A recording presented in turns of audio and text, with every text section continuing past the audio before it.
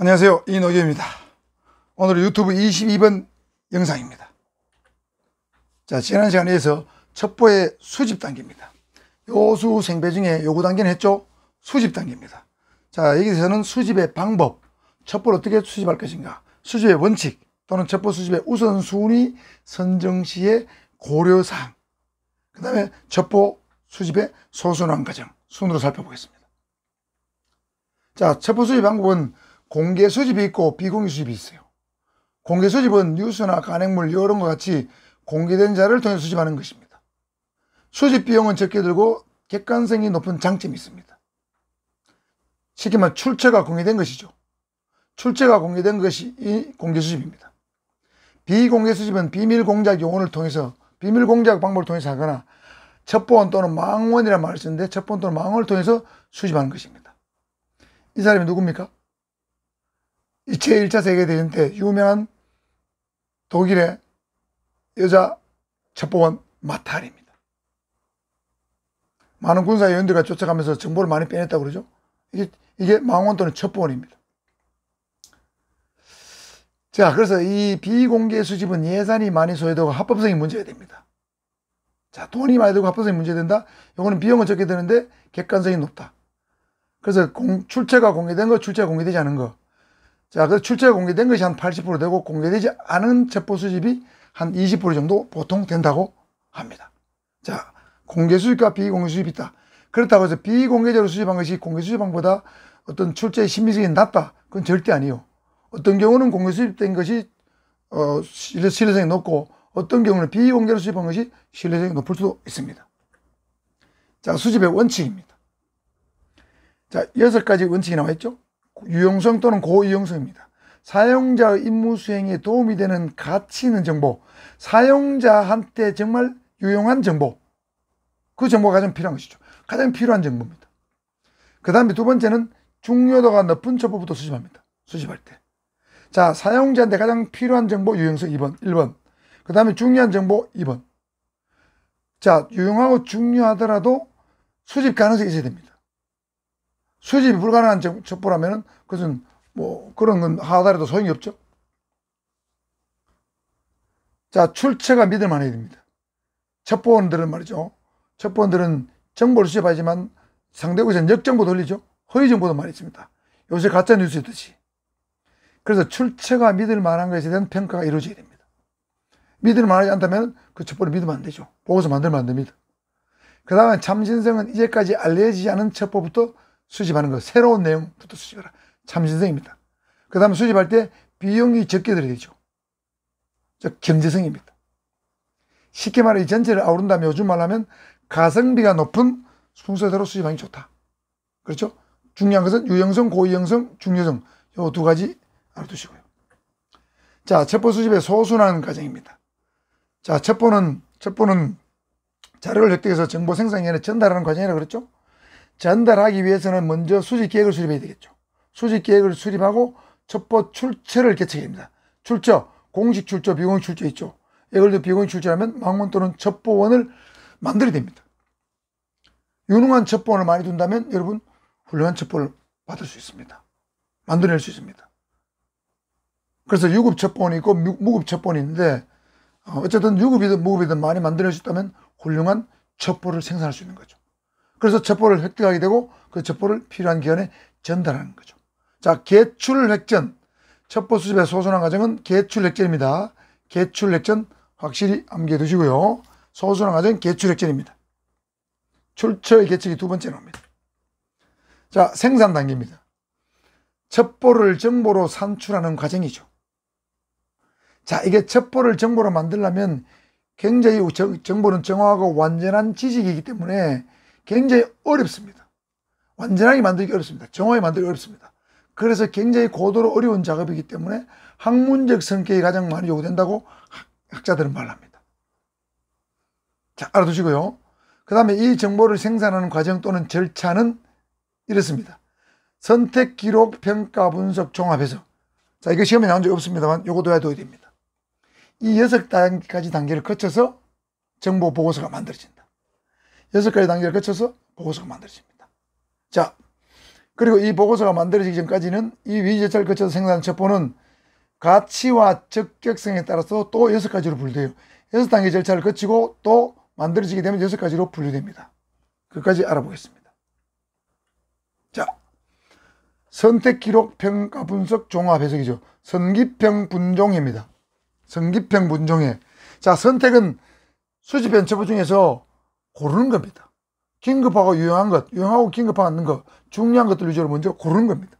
선택했죠. 그 다음에 기록하는 거예요. 자, 사용될 자료 또는 사용되었던 자료를 전부 기록해야 됩니다. 그리고 필요한 자료는 선별적으로 보관하는 겁니다. 자, 가치가 없어도 기록해 둡니다. 중요한 것은 보관한다.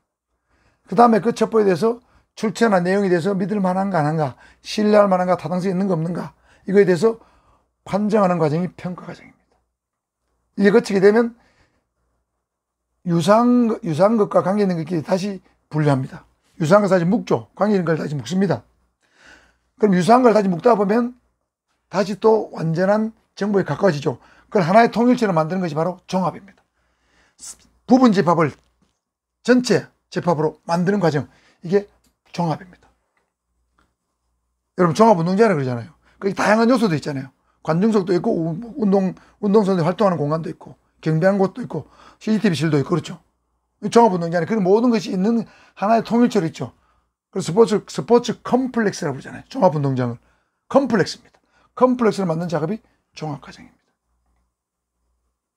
그 다음에 평가 분석 종합된 정보에 대해서 의미와 중요성을 결정하면서 건전한 결론을 도출하는 거, 결론을 도출하는 과정, 해석입니다. 자, 어렵죠? 선기평 분종회 생산 과정 6단계입니다. 자, 그렇게 해서 첩보가 만들어지면 이 첩보를 다시 가치와 적격성에 따라서 6가지로 분류합니다. 중요 보고자료, 일보자료, 판단서 자료, 기록자료, 조사자료, 통보자료. 위에서부터 중요한 거예요. 중요 보고자료는 국가 중요 정책, 국가 안보에 관한 첩보입니다. 극도의 보완을 요구해야 됩니다. 주로 청와대에 보고하는 겁니다. 특별보고서 형식으로 만들어진 보고서입니다. 일보자료는 일상적으로 매일 일하는 상황에 대해서 보고하는 거예요. 매일 보고한다. 매일 보고 전파되는 거예요. 예를 들면 우리 부산에서 몇 년 전에 한진중업 사태가 터진 적 있죠. 한진중업 사태는 매일매일 상황이 변합니다. 그럼 매일매일 경찰서에서 지방경찰서 본청에서 또 청와대로 보고하는 거죠. 자, 이건 매일매일 보고하기 때문에 일일정보보고서라 그러고 견문보고서로 형식으로 갑니다. 보고 들은 걸 기록했다. 견문입니다. 그 다음에 판단서 자료라는 것은 정책 결정을 하는데 필요한 기반 지식을 제공하는 첩보입니다. 정보 판단서라 불러요. 예를 들면 부동산 3법이 이미 시행됐지만 3법 시행되기 전이라면 3법을 시행하는데 필요한 지식, 3법 시행한 게 이러한 장점이 있고 이런 문제점이 있다. 이런 기반 지식을 제공하는 그런 보고서가 만들어졌다면, 그런 정보 판단서가 만들어졌다면 그런 판단서 자료입니다. 그 다음에 기록 자료. 인물에 대한 기록, 상태에 대한 기록, 동향에 대한 기록인데, 인물에 대한 기록이나 동향에 대한 기록은 거의 비슷한 겁니다. 사람을 추적하다 보면, 그 사람이 한 말, 행동을 따라가다 보면 동향이 기록되겠죠. 누구누구를 만났다. 인물 기록이면 동향 기록이죠. 자, 이게 기록 자료인데, 자, 이 기록 자료, 인물 자료, 동향 자료 이거 잘못 기록하면 지금 와서 문제되고 있는 거 있죠. 민간인 사찰, 이거 문제돼요.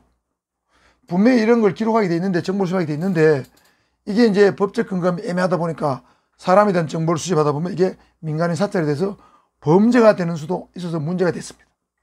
그래서 앞으로는 인물 정보, 동향 정보는 경찰에서 수집하지 않습니다. 자, 그 다음에 조사 자료는 쉽게 말하면 범죄 첩보입니다. 범죄에 관한 첩보. 아시겠죠? 어떤 요양병원에서 국가보조금을 빼먹더라. 이거 범죄 첩보입니다. 그 다음에 잘 안 보이네요, 조금. 통보 자료가 잘 안 보이는데 조금 당겨보겠습니다. 자, 통보 자료는 타 기관과의 공조를 위해서 다른 기관에게 전파할 필요가 있는 자료, 이게 통보 자료입니다. 이해하시죠? 자, 이렇게 6가지로 분류된 거 알아두셔야 됩니다. 그 다음에 정보의 배포 단계가 있는데, 배포 원칙 5개 알아둬야 됩니다. 자, 정보는 알 필요가 있는 사람한테만 알려줘야겠죠. 이걸 필요성 원칙, 시험 어렵습니다. 알 필요가 있는 사람한테만 알려준다. 필요성 원칙입니다. 필요한 시기에 꼭 전달된다. 적시성, 타이밍입니다. 필요한 양만큼 전달된다. 적당성입니다. 너무 많이 주면 안 된다는 거죠. 너무 과다하게 줘도 안 되고 너무 적게 줘도 안 되고 필요한 양만큼 줘야 된다. 그 다음에 정보가 국가기밀에 속할 경우에는 보안업무 규정 및 보안업무 시행 규칙을 지켜야 됩니다. 보안업무 규정, 이거는 국정원 훈령입니다. 그리고 외부에 누설돼서는 안 된다는 게 보안성 원칙입니다.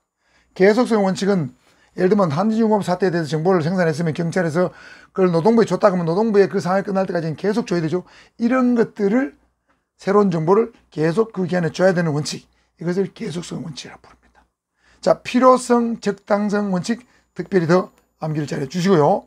자, 정보의 순환 과정 총정리 요약하겠습니다. 대순환 과정은 요수생배입니다. 소순환 과정은 요구 단계는 기계명이죠. 기본 요소 결정, 계획서 작성, 명령 하달, 지도 감독입니다.